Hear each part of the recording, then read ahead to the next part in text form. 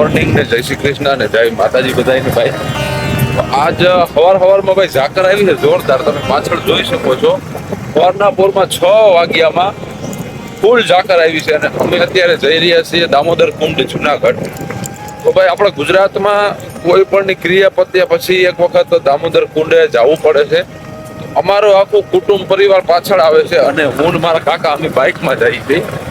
તમને આજ જુનાગઢના દામોદર કુંડના દર્શન કરાવી. અતિ ભવ્ય, રમણીય અને ધાર્મિક એવું સ્થળ છે ભાઈ જુનાગઢનું. તો સીધા જુનાગઢમાં મળવાના છીએ અને એના પહેલા તમને હું થોડુંક આજુબાજુનું વાતાવરણ બતાવું.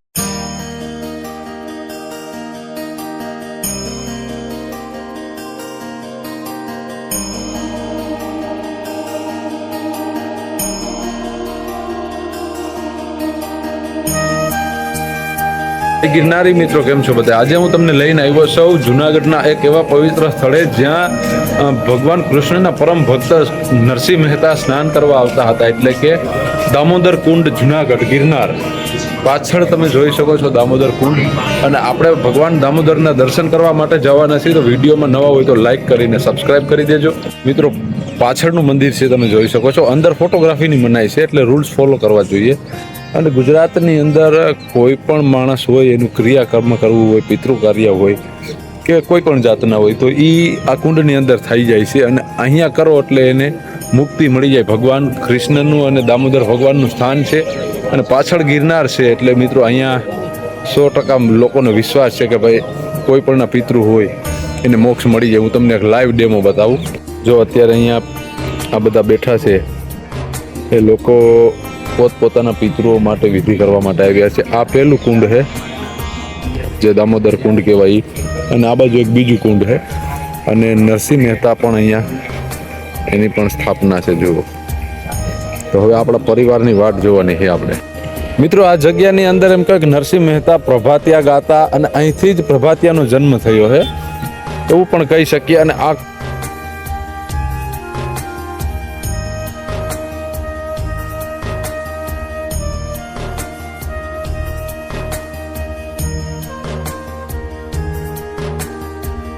અને હાથી જમાવટ આ જગ્યાની અંદર મહાશિવરાત્રિનો જ્યારે મેળો યોજાય છે ત્યારે આ જગ્યા એટલી સુંદર અને એમ કહેવાય કે પરમાત્માના ખોળે બેસી ગઈ હોય એવી લાગે છે.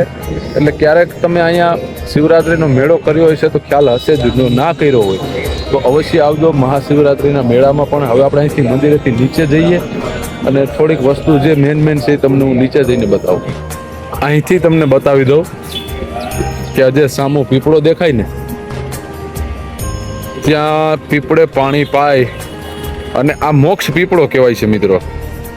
તો આપણે ત્યાં પણ જવાના છીએ. આ તો મેં કીધું ઉપરથી બતાવી દઉં તો મસ્ત આવે છે લોકેશન.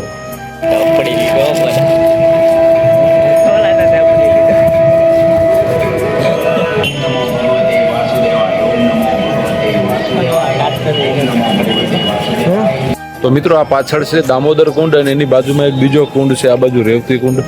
એટલે આ કુંડમાં એવું કહેવાય છે કે જે અસ્થિઓ પધરાવવામાં આવે છે એ બધી અસ્થિઓ ઓગળી જાય છે. એટલે કે આ કુંડ પણ ગંગાજી જેવો જ પવિત્ર ગણાય છે, કારણ કે ગંગાજીનું પાણી પણ ખરાબ નથી થતું અને દામોકુંડનું પાણી પણ ખરાબ નથી થતું.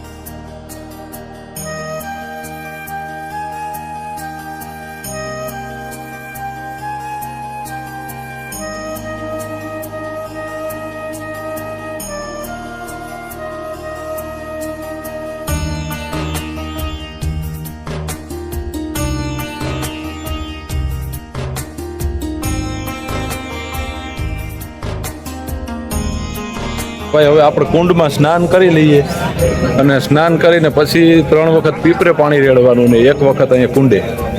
આ જો આપણા બધા વડીલો સ્નાન કરે છે ભાઈ.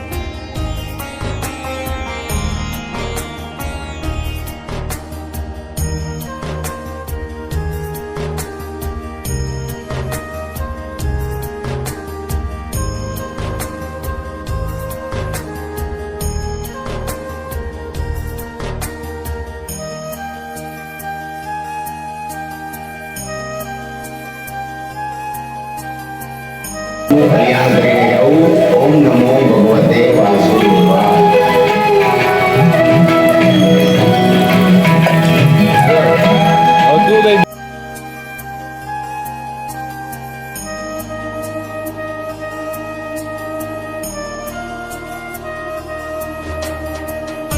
મિત્રો સ્નાન કરીને પાણી અર્પણ કર્યા બાદ હવે જે વિધિ કરવાની હોય એ સ્નાન કર્યા બાદ જ હોય છે.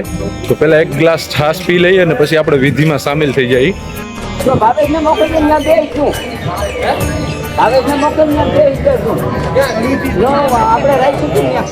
આખો પરિવાર મારી યારે બોલાય એટલું બોલો, મનમાં બોલો કે અમારી જેમ નાડું પાડીને બોલો. બોલી દો ખરા. કૃષ્ણ પક્ષે દામોદર કુંડે સમાજ પર્વ અહમ.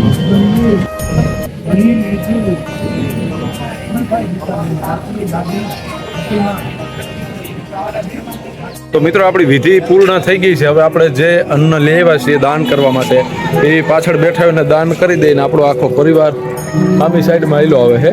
તો તમે લોકો અહીંયા પધારો તો બને ત્યાં સુધી સ્વચ્છતા જાળવજો અને નિયમનું પાલન કરજો. મળશું નવા વિડીયોમાં. જય ગિરનારી, હર હર મહાદેવ. મિત્રો વિધિ પૂર્ણ થયા બાદ જો બધા દાન પુણ્યનું કોઈ પણ અનાજ લઈ આવ્યા હોય, સીધો લઈ આવ્યો તો અહીંયા બેઠા હોય એને આપી દેવાનું. તો અમે પણ લઈ આવ્યા છીએ ઘઉં થોડાક.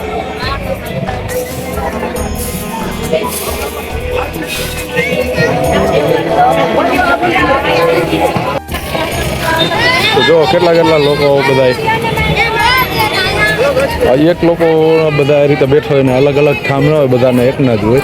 અને છેલ્લે આપણો વિડીયો અહીંયા પૂરો કરીએ. અને મિત્રો આવો ને તો સ્વચ્છતા જાળવજો અને એની સાથે જય ગિરનારી, હર હર મહાદેવ.